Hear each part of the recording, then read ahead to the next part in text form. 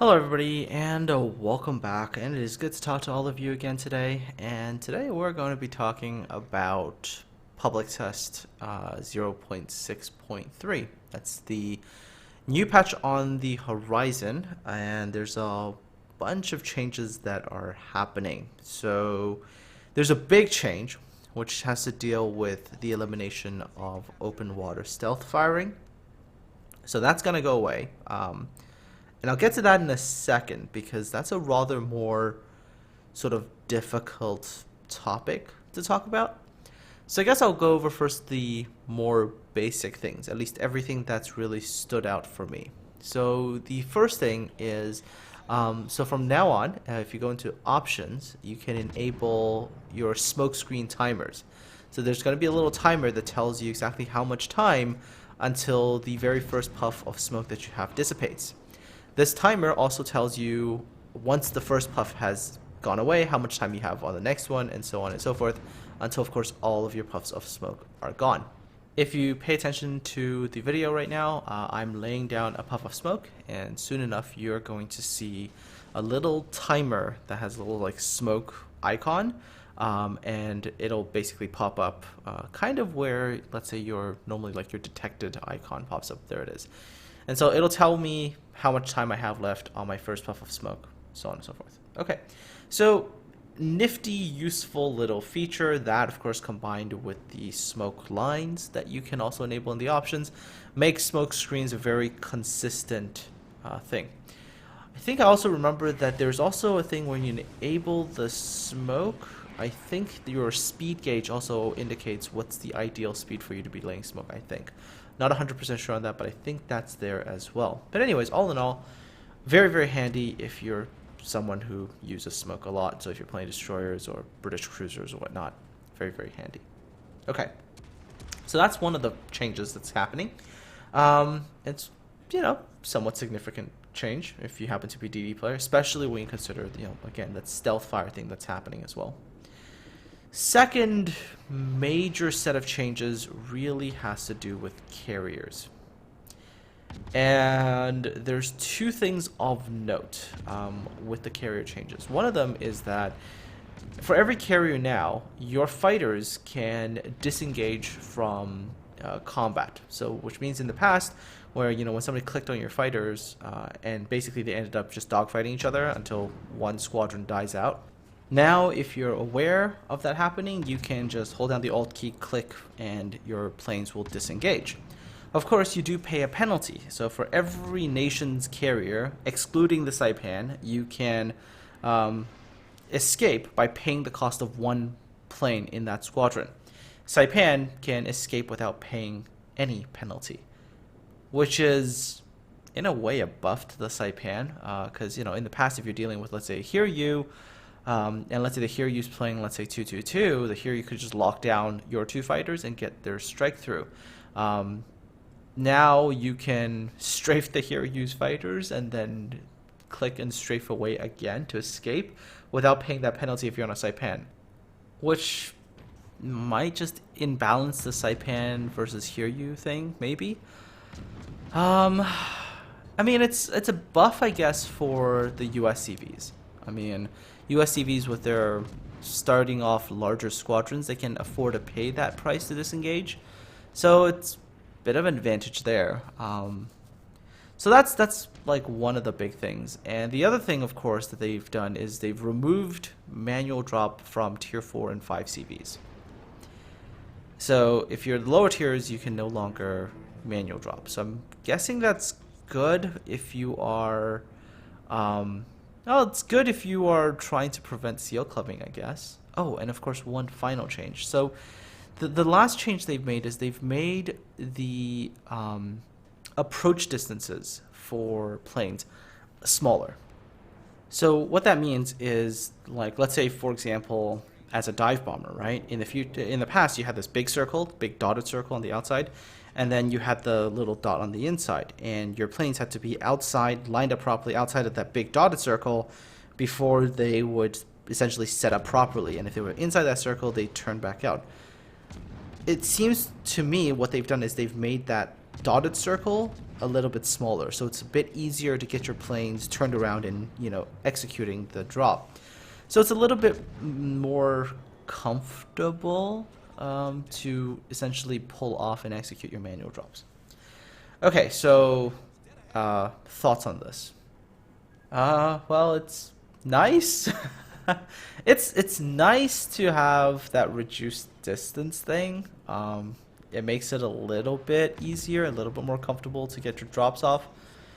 Not really a big change. And honestly, the changes that they made this time to carriers overall are very underwhelming. I'd expected them when they said that they were going to revamp carriers, that they were going to like really improve them, that, you know, there'd be like larger changes that maybe made CV play smoother, and I don't know, it's just, it didn't feel that way. Like when I play carriers, I didn't really feel any kind of improvement. It was like, yes, okay, I can drop a little bit easier, but like the same aggravating things about carrier play were still there.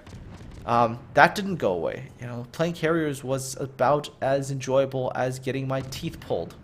I mean, the issues that made CV play so frustrating and so annoying and so just outright bad to play, none of that has been addressed. I mean, power creep hasn't been addressed. You know, the way that interacts with your planes, that's a horrible mechanic, you know, like you're being countered by something that is just a giant aura that there's almost zero input from that player, and it's almost like they automatically get to counter you.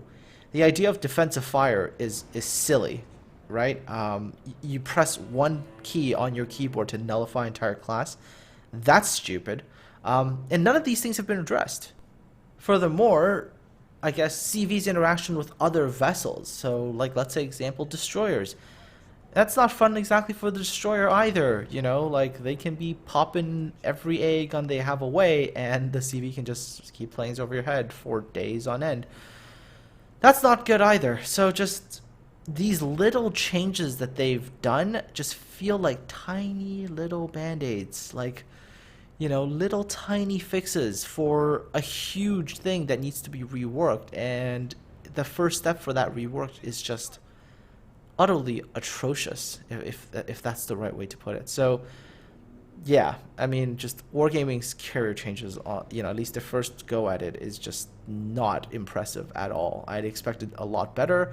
I expected something a lot more significant, and not these tiny little band-aids that they've put on. All right, so that's, I guess, two of the big things that really should be talked about. And then, of course, let's talk about the biggest thing of all. The removal of stealth firing. And what they've done is they've made it so that every time you fire a gun now, your detectability immediately becomes the max range of your guns. I don't even really know where I want to start with this. I guess I'll start with the most basic thing, which is my take on stealth firing as a whole. Didn't like it. I am not really been a favor of that mechanic, because it's not fun to be shot at by something from open ocean, open water, and they're completely stealthed and you're getting peppered and burned to the waterline. So it's not a good mechanic, right? It's not a fun mechanic if you're on the receiving end of it. But I don't like the implementation of what Wargaming's done again. It's like, again, it feels like at a time when a more elegant solution could be found, and that changes should be made with like a scalpel, Wargaming's gone right ahead and just taken a sledgehammer and just applied sledgehammer to problem. I mean, I get the fact that, you know, the Russian destroyers, for example, don't care, and they shouldn't. I mean, they have all the qualities to make them good gunboat destroyers, and who cares if they're spotted from their firing range? They're fast. You know, they can maneuver at a range where it's harder for things to hit them. So sure, it doesn't affect the Russian destroyers at all. But what about destroyers like the US destroyers, where the arcs are a little bit more, you know, terrible, right? They've got these not so great arcs, and they have to get in a little bit closer. Well, in the past, they had a little bit of a safety margin there, right? You could hang out at, let's say, 9.5, maybe like 10 kilometers, whatever, and you could at least get off your guns without worrying about getting wrecked. Well, now if you did that, forget being spotted at, like 9 or 10 kilometers, you literally are going to get spotted to whatever your max gun range is, which, by the way, also makes it so that it's actually not a good idea to research your fire control module. It's also not a good idea to get any range buffing modules, because the minute you equip those, the minute you open fire, the thing just automatically goes to your max range. And then, of course, you do get spotted, and then you're spotted for like 20 seconds. Now, 20 seconds for a battleship, maybe not the end of the world, but 20 seconds for a destroyer, that's a very, very long time. Which now makes it that unless you are a Russian destroyer, you almost never want to use your guns while you're actually on the open ocean. That, or you're just super comfortable with trying to dodge every shell. What I think this might end up promoting is that basically, unless you're the Russians, everybody else is going to essentially go and either hide in smoke clouds or camp behind islands. Not exactly fun, engaging gameplay for people. Because seriously, who the hell wants to play a ship like they're playing a tank and just hiding behind a bush or, in this case, an island all day? I don't, but that's what this is going to promote. Furthermore, if you're playing a destroyer line that, let's say, had trouble with guns before, let's say the Japanese destroyer line, well, forget using your guns. Like, ever. Because it's not going to be worth it. I mean, in the past, yes, firing your guns is fine because you might get that little bit of stealth on your side. Now, firing your guns, unless, again, you're very, very close to hard cover or smoke cloud, it's not going to be worth it. So, if you're in a Japanese destroyer, you're pretty much just going to hold off on your guns. It's just, I don't know. This change is just... It's not a well-done change again. Like I mentioned, it's just that sledgehammer to face approach. Who cares about, all the issues? Let's just apply it, these grand wholesale changes and hope everything works themselves out. Just not a good approach, I think, overall. What else about this change that actually bothers me? Oh, right, this one. So after they've, had this change out for a while, and there's been... opinions flying everywhere. And maybe the developers saw it and went, oh, okay, maybe the people aren't too happy with our first change. So, if it was me, I would say, all right, let's look back to whatever we were doing, and is there something we can fix, something we can make a little bit better? Is there some kind of alteration that we can make to this whole stealth fire change? Like, that would be the thing I would look at. Instead, wargaming developers decided, okay, well, you know what? Let's go ahead and let's change the concealment module. Let's make it so that that particular module now basically debuffs any enemy ships by giving them plus 5% to their dispersion. Like, oh, jeez, I can't even. Like, what the fuck? Seriously. Right? I mean, we have enough RNG in this game. We have enough randomness in the game already. And that's already something that's really annoying. And now we want more randomness? Just... why? Like, this game is just already so much RNG. Do we really need it? Like, more of that at the higher tiers? I really can't understand that. I just can't. Like, I understand that their intention was it so that ships a little bit further back, like battleships, maybe can't target destroyers as effectively. But then how are they going to affect ships like cruisers? I mean, cruisers already have issues with, like, random citadels, just flying through their ships. Now it's going to be maybe even more likely. It's just... I don't get it. Like, wargaming's approach to fixing problems is things sometimes I just don't understand. Like, you have a mechanic that you don't like. You want to change that mechanic, I understand. But why not go look for an elegant solution to that fix?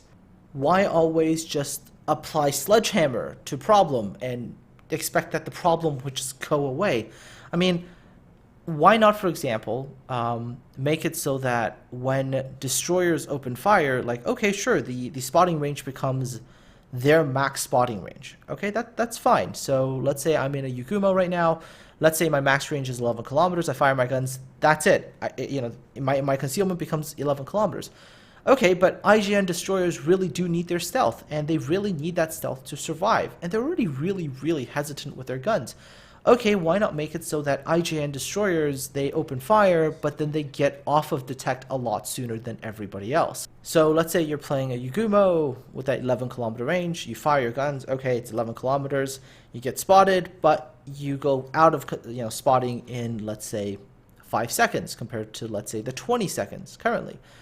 All right, then you bring in something that allows ships to be individually balanced again, right? Instead of this huge sledgehammer of a change going, right, all ships get this thing blanketly applied to them. That could be one solution. Another solution is, what if instead of giving ships huge stealth firing buffers, you give them smaller ones, and you also limit some ships' max range. So maybe for something like a gearing, and let's say you continue to want a ship that can play a good harassing role, right? A ship that can be a pest in other people's sides. You give it so that instead of having a huge stealth fire zone, they have one that's maybe like a kilometer or something.